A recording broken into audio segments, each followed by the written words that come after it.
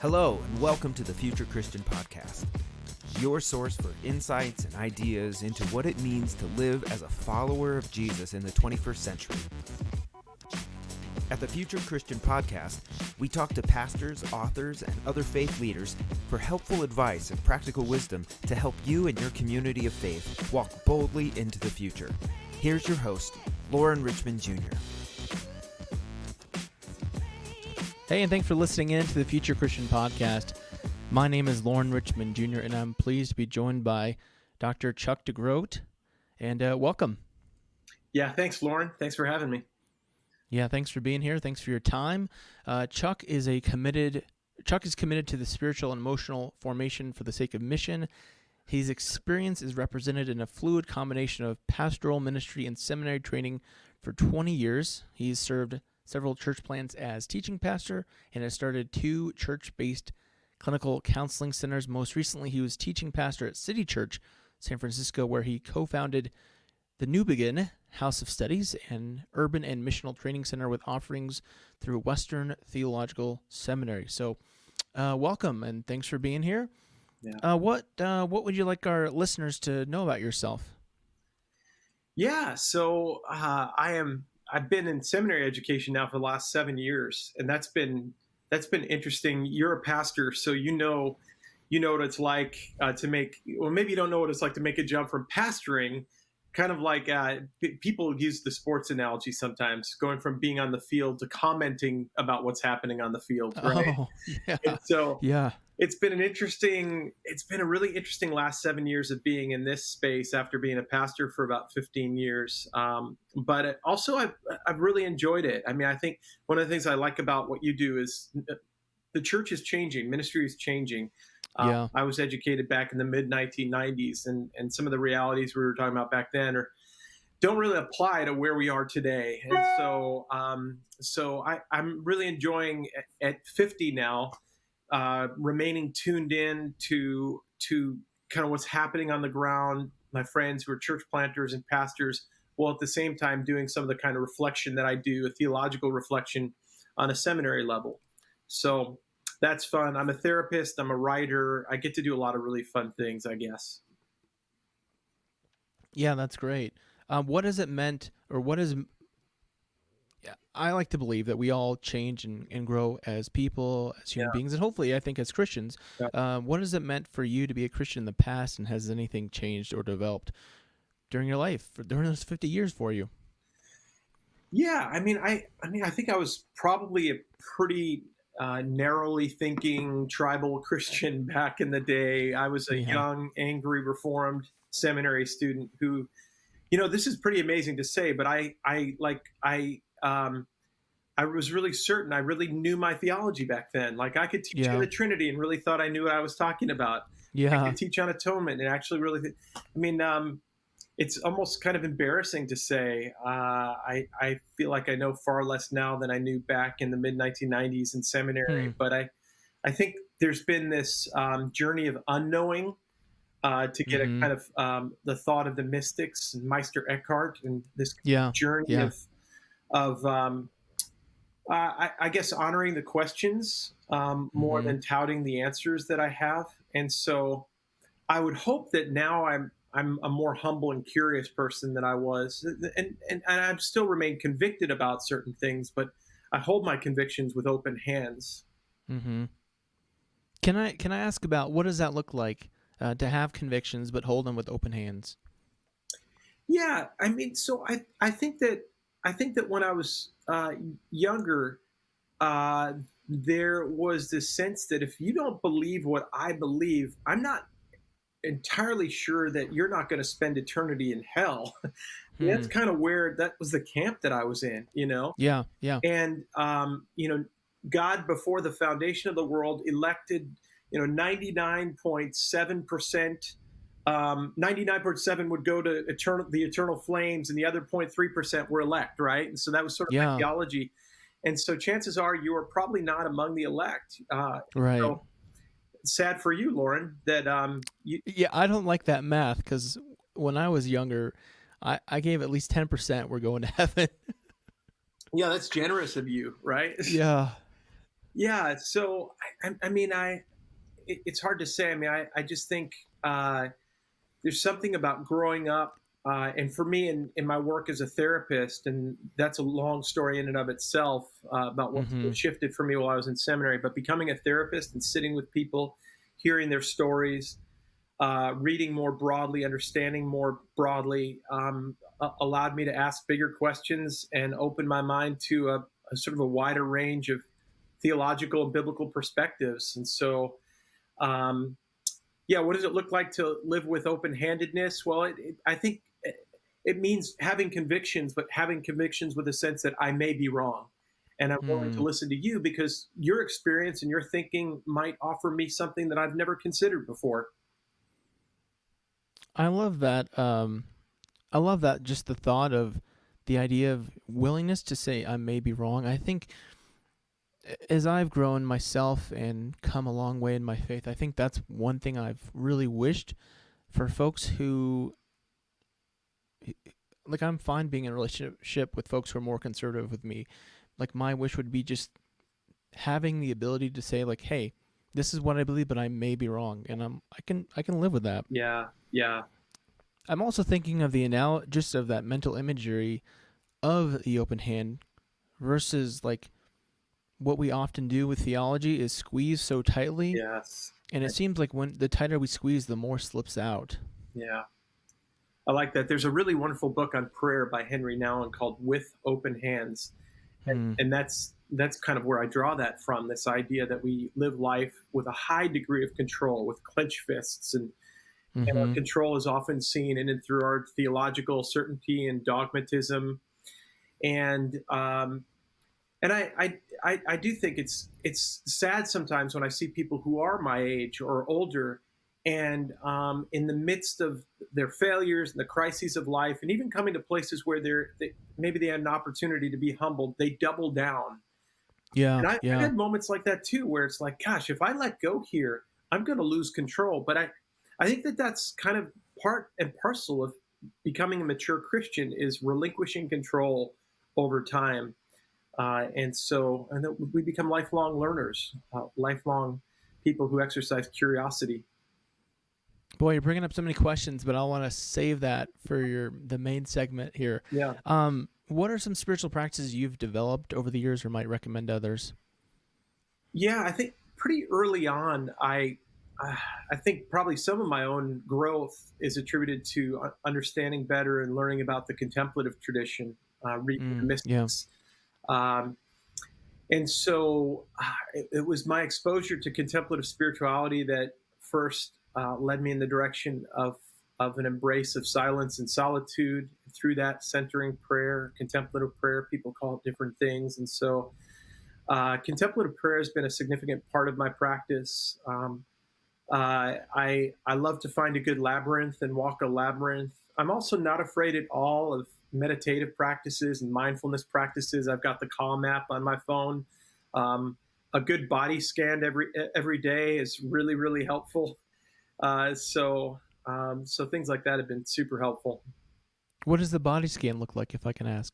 Yeah, so a body scan is simply a sort of practice that you can walk through yourself as you internalize it of breathing, attending to your Mm-hmm. breath, and then attending to different parts of your body, beginning at the top of your head all the way down to your toes. And so you might feel the top of your head, and then you'll move to feeling your forehead, and then you might feel your jaw and mouth, and your neck, the back of your neck, your shoulders, and you just kind of work your way all the way down. And a good body scan is a slow practice of about 20 minutes.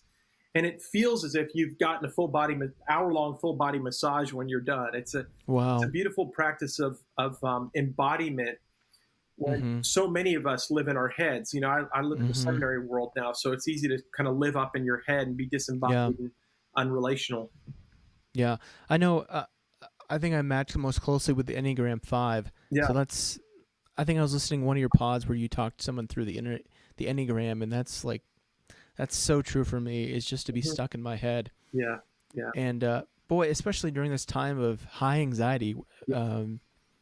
We're recording this early October.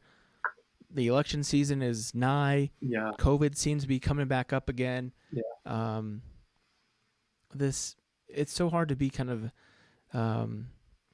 detached from really what's going on, and our bodies, at least for me, kind of bear the brunt of the anxiety that's in our heads. That's right. I can see how that practice would be a great practice to kind of get us out of our head, back in our body, or out of the limbic system of our brain, where the anxiety center of our brain, into that central space, prefrontal cortex, where we can be more centered, so that once your Aunt Nellie writes something on Facebook, you don't write a paragraph back, right? So yeah. Oh my goodness, yeah, I did that the other day. I'll confess. Enough about me and my faults. Let's talk about your book. So, Chuck wrote a really interesting book, When Narcissism Comes to Church. What's the full title? Thanks for that. Now I don't remember. Healing Your Community from Spiritual and Emotional Abuse, I think might be the title. There you go. Yeah. Who was the book meant for? Oh, good question. Well, so originally, it goes back to a conversation I had with a friend of mine in ministry who, when I was doing some consulting for a larger church, said, "Hey, we just need a good book that's like a diagnostic about how narcissism shows up in the church." And between all of our searching, we couldn't find anything. And so when I was writing, I was thinking about my friend, and I was thinking about other staff members, people in churches where they're experiencing narcissism or abuse, giving them some categories for it. Yeah. I think as I developed it, one of the things I often say now is it's for anyone who experiences these dynamics and asks themselves the question, am I crazy? Anyone who thinks as they're experiencing this, it must be me, because look at him. He has spiritual authority, and he's so smart, and he's grown the church so huge. Yeah. It's got to be me. It can't be him, because he's exemplifies so much fruit and goodness and power and authority and all that. Yeah, that's great. Yeah. One thing I've heard you talk about in other podcasts is the way that shame and narcissism is related. And this really kind of blew my mind, because like when you think about a narcissist, you think about someone, at least I do, that's kind of full of themselves, uber confident, just brimming over with, feeling good about themselves. And it sounds like that's not the case. Yeah, and this is a part of the book that I think is harder if you've experienced narcissistic abuse, because it kind of humanizes the narcissistic leader. But I think it's important nevertheless, because what we often see with the narcissistic leader is power, the abuse of power and authority. And what people don't realize is that they become that bully, they become that powerful bully in part, they become that grandiose personality in part, because there is a story of profound shame, insecurity, inadequacy, and almost invariably, and this is just kind of traces back to this really good psychology that developed around narcissism in the 70s, 80s, 90s, almost invariably there's this story of abuse, shame, bullying, inadequacy, insecurity, where as you get to know their stories, if you have someone who really opens up, and I've been working with narcissists for about 20 years now, and I've had a number of them share their stories, it's profoundly painful. And it's not like one morning they wake up and they say, well, I'm going to become a narcissist. It's sort of like they experience this at 7, 8, 9 years old, maybe earlier, and unconsciously they end up developing defenses, and they become like a kind of a well-defended bully that you see at now 40, 45, 50 years old. Yeah. I want to go back to that point you made about it being hard to humanize kind of our enemy. Maybe that's too strong a word, but in many ways that's kind of what we're seeing right now, especially in this political divide. I think we find ourselves in is this unwillingness to humanize the other, especially our antagonist. Do you mind kind of talk through, if you don't mind, like what that does to the person who does kind of the empathizing or the humanizing of the other, how that helps us grow? Yeah, I mean, sometimes it takes a while to get there, right? Because I think for those of us who've experienced trauma, the last thing you want to do, the last thing I'd want to do for one of my clients, for instance, who's experienced trauma or abuse, is say, well, let's humanize your abuser, right? Yeah, But I yeah, do think if you can get there, if you can sort of work through that and get to this place where you're able to be a bit more open-handed, to go back to our metaphor from earlier, yeah. you might begin to see that person has a story of pain too. That Hmm. person has been traumatized too. Hurt people, right? Or Yeah, yeah, those who don't transform their pain transmit it. And so you begin to realize that that's a human being full of fear, full of longing. I think for just kind of your average everyday antagonists, I think it's helpful to realize that even those who disagree or differ politically in significant ways, there's often for them a lot of fear, a lot of longing, there's stuff that's going on inside of them that's just yeah, similar to you. It's just coming out in a different way. It's emerging as a different kind of perspective on life and on politics, but that person is nevertheless a person who, like you, wakes up in the morning with certain fears and anxieties. They have a longing about the way they want the world to be. They just want to get there in a different way than you. yeah. I remember.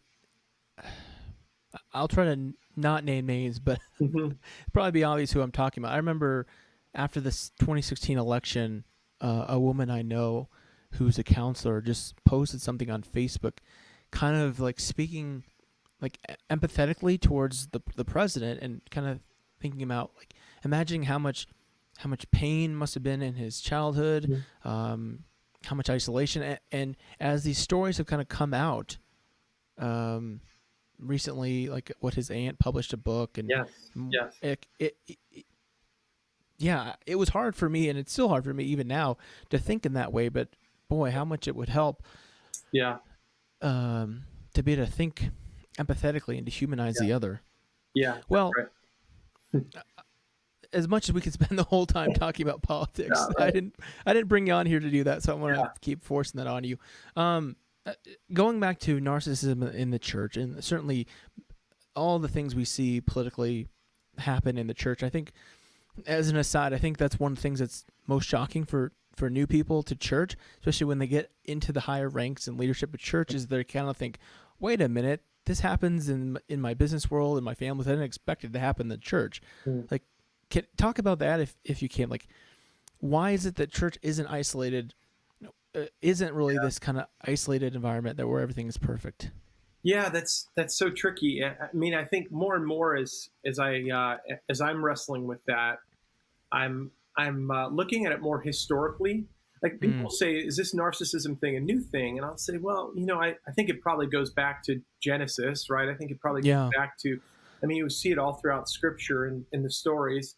But I also see this moment in the 4th century where empire and followers of Jesus forged a relationship with one another. Constantine looks into the sky, he sees the sign of the cross. Yep. He sees the words, "In this sign conquer," which is really antithetical to the way of Jesus, right? Yeah. And yet he sees the infrastructure of bishops and priests and popes as helpful to his larger cause. And I think that we've got to look reflectively at our problematic relationship with power, empire. I think narcissism fuels white supremacy. I think narcissism fuels colonialism. I think narcissism fuels any movement of grandiosity, racism, systemic race. And so I think this is not just a kind of contemporary megachurch evangelical problem. This is kind of a pervasive problem that goes way, way back.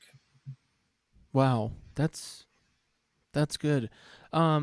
Yeah, now I feel bad. I'm going to ask you a narrow question about mega churches and evangelicalism, but yeah, it's fascinating how you talk about how these have so much bigger impacts. But the idea of a leader doubling down is what it seems like in the past 2, 3, 4 years, what so often has happened, and certainly this is not unique to churches and pastors. But talk about, why do churches or why do pastors double down? It seems like all the time, whenever a pastor kind of gets called to the carpet for wrongdoing or misdeeds, it's just kind of like it's a unwillingness to accept that. Can you talk more about that?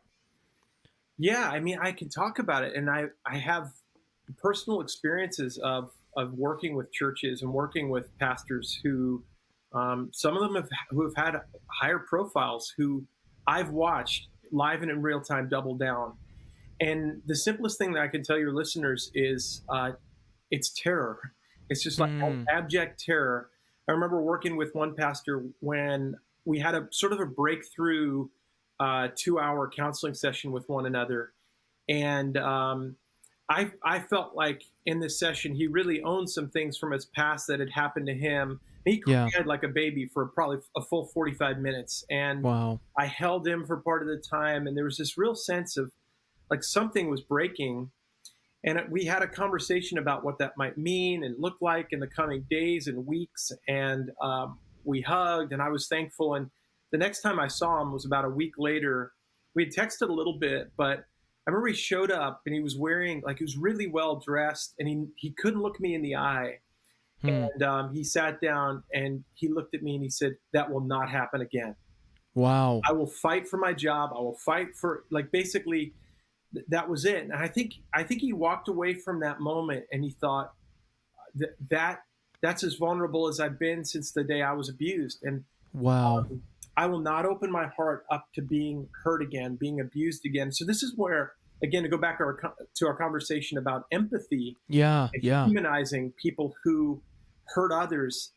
It's hard. It's painful to do. It's hard to do. But I've had those moments where I've seen this live and in real time. And the easiest thing, the quickest thing, the simplest thing I could tell your listeners is they're terrified. Wow. Yeah. Wow. I'm thinking like bigger picture about that. And again, it tracks. Yeah. That's all they know, right? All they can do is go back and sort of recreate themselves as church planter 2.0 with new branding, new ministry, new whatever, And I wonder if, like, even for the pastor who's not necessarily like a clinical narcissist, like, I think of folks, especially as I see it, like folks who seem to hang on too long. Is it even just a fear of like, this is all I know? Yeah. I don't know who I am besides being a pastor. Yeah. I think it's somewhere in Thomas Merton where he talks about the false self becomes the only face we know. And I think that's it. It's like, this is the only me I know. The me that's in control, the me that has power, the me who receives applause, the me who leads meetings. I can't, I remember reading years ago, probably 25 years ago, a biography of President Lyndon Johnson, and how he died within just a few years of relinquishing power, and how he sort of whittled away in the absence of power. And I don't know, maybe that was a seed for some of the work I've done more recently, but I think that there's something to say for that. When these guys step away or step down, they can't fully let go. Yeah, I was just seeing on Twitter like a couple hours ago, some pastor being like, I hope I can find a happy medium between like never retiring or like retiring and saying like, oh, it was all horrible, like, burn it all to the ground kind of thing. Yeah. Well, as someone who's in church planning, passionate about church planning, I'm curious, like, how does church planning relate to narcissism? Because I think, as I see it, at least, one of the challenges about church planning is it's so much personality driven. Yeah. To me, it seems like it'd be really easy to just enable narcissist when, for better or worse, church planning is kind of about like the pastor and usually his wife, right? And them kind of being these like media, these like kind of like ground level social media influencers. Yeah. So talk about that if you would. Yeah, it's interesting, and maybe I think I say a version of this in the book, but you think about the people who go to Bible college or seminary, who become ordained, who become licensed, whatever it is, whatever pathway there is to ministry, who get the MDiv degree, Master of Divinity, who master divinity, quote unquote, right? Who are called reverend.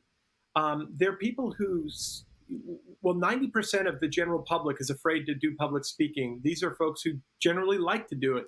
Yeah. And then they actually get up there and they say, this is the word of the Lord, and you think, that takes a little bit of chutzpah. I grew up on Long Island, so that's a word I long. Takes some ego, right?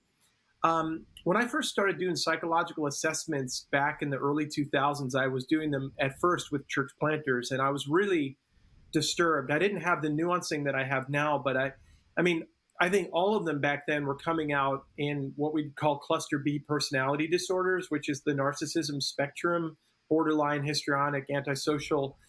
And so my initial sort of reading on that is they're all narcissists. And, I think if you've read the book, you know that I'm more nuanced. There's a narcissistic spectrum.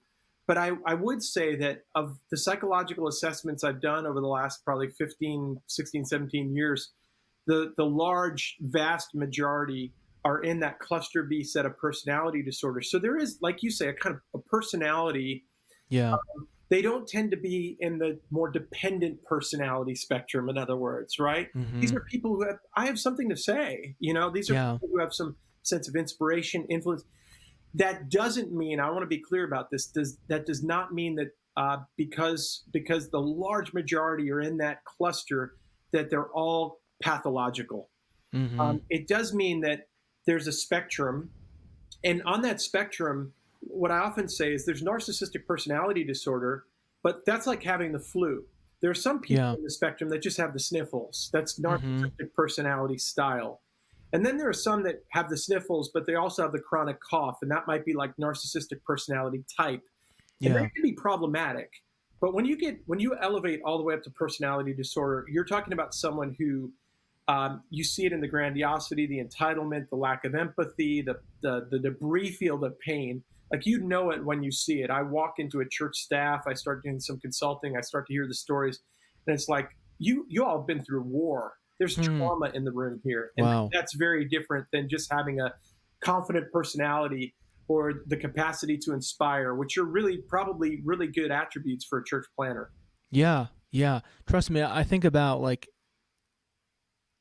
as much as the church planter kind of persona gets a bad break so often, like, I think about, like, boy, those are really, I think I need to have more of that at times. And I kind of, for me at least, growing up, it was like kind of like self-promotion was kind of frowned upon. And that kind of leads me to my next question I want to ask you is, like, I work in a mainline Protestant tradition where, and this is often the case in many mainline Protestant traditions, where kind of that self-promotion, even on a healthy level, like you're talking about, is really frowned upon, and that kind of differentiation is kind of discouraged, so much to the point where, at least in my opinion, like, I think many churches are almost allergic to leaders in leadership. How would you advise, like a pastor who wants to be a good leader, doesn't want to become this kind of like grandiose person, but also is saying, like, wait a minute, they're being accused of this, but they're like, I'm just trying to be me, like, be who God has called me to be. Yeah, I think what's really interesting about that, so I teach at a seminary now that would be sort of a hybrid mainline Protestant / evangelical revival over the last 15 years, not the political version of evangelical. I see that. And what you're talking about, I think, is right on. And it's almost, I'd almost want to say, well, on the one hand, it looks humble. We're not going to be leaders like that. I sometimes think it's sometimes almost shame and guilt based. There's something about it where there's a fear of stepping up, stepping into leadership. There's a fear of gathering a group of people, so that I know, because I'm in a denomination where it's a big umbrella. We've got people as conservative can be, and as progressive progressive can be. And some of the more progressive folks are allergic to words like leadership. And so I see this as an opportunity to kind of learn from both sides. Like, the kind of leadership that we're skeptical of is the narcissistic leadership that we see in these church plants that seem to kind of move away from traditions, move away from accountability. And there's something to say for that. But I think the flip side is also a problem too. And I remember I was teaching at a PCUSA seminary. I was teaching a class, and there were 3 people in the class. And I remember feeling like I was walking across the seminary campus and it was dead. And so you see these evangelical spaces that are big and growing and alive, but very arrogant and somewhat narcissistic. And you see these Yeah. faces. And I'm like, man, maybe we just need to be in more contact with one another, learn more from one another, you know? Yeah, that's a good start for sure. Mm-hmm. That's a good start for sure. I know that one thing that I've noticed when I contrast like evangelical folks and mainline folks is like the evangelicals tend to have this like gospel of, as I say, this gospel of prosperity. Like everything is working because just God is behind it all. Yes. That's why it's working. Yep. And like I'm working on an MBA right now, and I just finished a class in marketing, and I'm like, well, a lot of it's just good marketing. Let's be real. Like a lot of it's just good marketing. Yeah. And then I'm in a lot of mainline spaces, and it's kind of like, woe is us. We're suffering because we're the true stewards of the real gospel. Yes. Yeah. I think you're right on. And I think that, with both of them, there's this is where, like, I think you're facilitating a really nuanced conversation right now, and I appreciate that, because I think we tend to live in the binaries, right? Yeah. And I think for you, being probably in a more mainline tradition and yet learning from marketing, is like, it's kind of easy to see some of that stuff. And so, yeah, if we could maybe just have a bit more nuance, and I would love to see. I would love to see some mainline leaders lead. I think we need them right now, particularly for such a time as this. Yeah. Well, this is great. Let's take a break, and we'll come back with our closing questions. Hi there. My name is Brian Davis, and I'm the host of the podcast Chasing Sunday, a show that talks to worship leaders and other church creatives about the pain, frustration, and joys they face as they work in the relentless world of producing art for churches 52 Sundays a year. It's a show about burning out and burning bright. Together, we talk about how we can find a healthier and more creative alternative to chasing Sunday after Sunday. You can find us on Spotify and Apple Podcasts.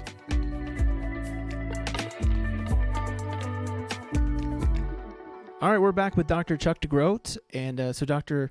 DeGroat, Chuck, take these questions as seriously or not as you'd like to.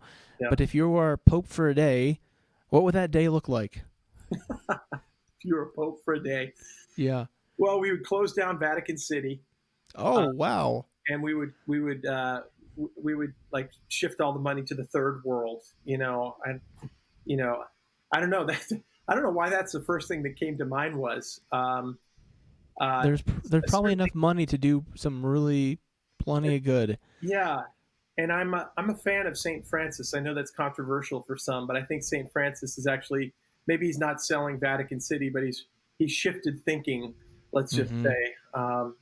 So yeah, that was my first thought, for better or for worse. Sell Vatican City. Let's go for it. So you want to sell it? Yeah, like yeah, maybe we can make it into an amusement park. Disney would probably buy it, Disney has the money. If anybody has the money, I'm sure it's Disney. They can just add that to, like, Disney Plus has pretty much everything as it is. Do you have Disney Plus? I do, yes. Yeah, I mean, they have everything. Mandalorian fan. Oh, The Mandalorian. Yeah. Yeah. I watched a few episodes with my wife. Yeah. So, yeah, I'm sure Disney has the money. Yeah. A theologian or historical Christian figure you'd want to meet or bring back to life? Yeah. So I am, I think people who know me well know this about me, but I fell in love with Saint Teresa of Avila, the great, I call her the greatest 16th century reformer. Wow. I teach in a reformed seminary, so that can be controversial at times, but she was a 16th century reformer in her own right within the Catholic Church. She's the author of The Interior Castle, but it's a lived spirituality. I mean, her reform led to a kind of what I call a monastery planting movement of reformed monasteries, and she was fierce. She was the mentor to St. John of the Cross, who wrote The Dark Night of the Soul. Yeah, I'm a big fan of St. Teresa. Yeah, I was just trying to think which book I'd read of hers. I think it's The Dark Night of the Soul. Yeah. So that would be St. John of the Cross. Maybe it's Interior Castle. That's usually the one that most people gravitate toward, the Interior Castle.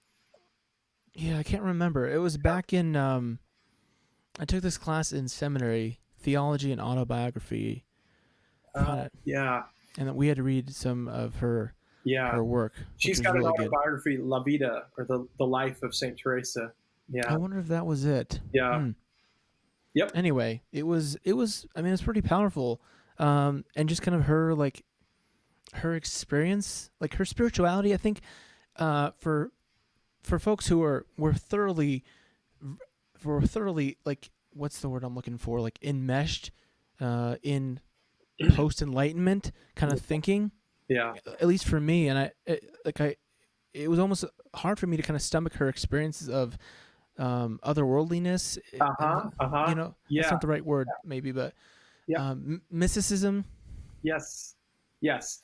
Yeah. That's the thing about her is people people have the impression that she's very otherworldly, but she was this monastery planter. She was just very earthy. I mean, so she lived in probably one of the most patriarchal cultures in all the world from time immemorial, right? Mm-hmm. And yet she was this kind of fierce proto-feminist, and she had this really sort of subtle way of poking at her, you know, at the men who were kind of commissioned to read her work and to make sure it was okay, her inquisitors.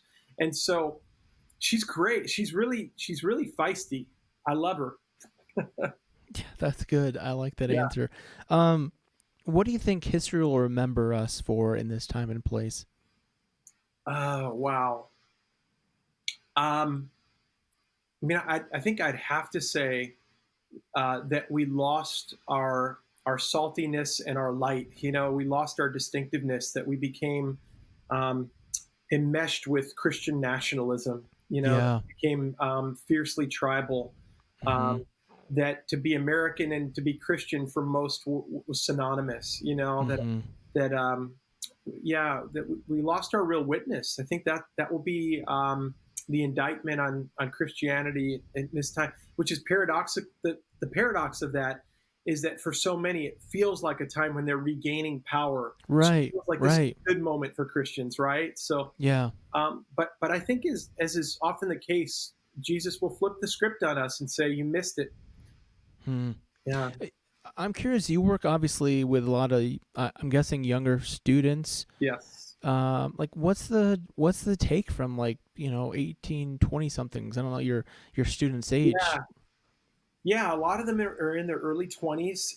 The students that I tend to work with are probably center left, by and large. That's not all of them, but I think that what's really interesting is that what I'm finding is that they're more hopeful than I might have thought. That's good. That's good. We need I'm it. kind of an embittered Gen Xer, but I'm trying to borrow some hope from them because when I think about, for instance, the climate crisis, I think what have we done? We've lost time, and now for them, there's plenty of time. There's a whole lifetime to work on this, and so they have the benefit of that idealism that comes in your 20s, I guess. You know. Yeah, I was thinking, like, 2020. I graduated high school in 2000, and I was thinking, man, 20 years, how bitter and unhopeful I become. Yeah. Any guess, as we look into the future, I ask folks 500 years, if you don't want to go that far ahead, we don't have to, but in the future, what do you think Christianity might look like? We'll probably all live in the Midwest because there'll be no more coasts. You know, the oceans will be at kind of the border of Indiana and Colorado. No, I don't know. What's that? What are the East Coast mountains? The Appalachians. They'll stop it, right? Yeah, right. So, yeah, I mean, I think we're at this kind of mountain peak of power, you know, and I think we'll find ourselves a minority again. I think we might actually look a lot more like the church of the first 3 centuries. And I think we might even embrace our minority status and rediscover our saltiness and our light, you know? So it's interesting because I think that's a fascinating question. I had a professor in seminary who talked about Christianity 500 years from now. And we all freaked out. Like, no, but Jesus is supposed to come back in our lifetime. Like, that's how narcissistic we are, right? Yeah. But I do think it's really wise to think about, 500 years from now. And I do think we'll look a lot more like we looked in the first centuries of the church. Yeah. You didn't use those words, but I'm going to use them. Premillennialism, right? Premillennial dispensationalism as narcissism. Yes. Whoa, dropping some hot takes here right at the end. Yeah, right. That's There's great. a lot common there. Yes. Yeah. Yeah. Well, where can folks find out more about you? Probably the easiest way would be, I've got a website, chuckdegroat.net. I do some blogging there, some information about me, some of the things that I do, what I've written, etc. I teach at Western Theological Seminary in Holland, Michigan. You can learn a little bit more about me there. And I'm on social media, Twitter and Facebook and Instagram, trying to keep my head above water in that crazy space. Yeah, that's hard. That's hard on Twitter. So, well, thank you so much for your time. I really enjoyed the conversation and appreciate your words. Yeah. Thanks for all you do. Thanks for facilitating a good podcast. Thank you. Well, I always leave my folks guests with a word of peace. May God's peace be with you. And also with you. Thanks for joining us on the Future Christian Podcast. To learn more about Lauren or the podcast, visit future-christian.com. But hey, before you go, do us a favor, subscribe to the podcast and leave a review. It really helps us get the word out to more people. Thanks, and go in peace.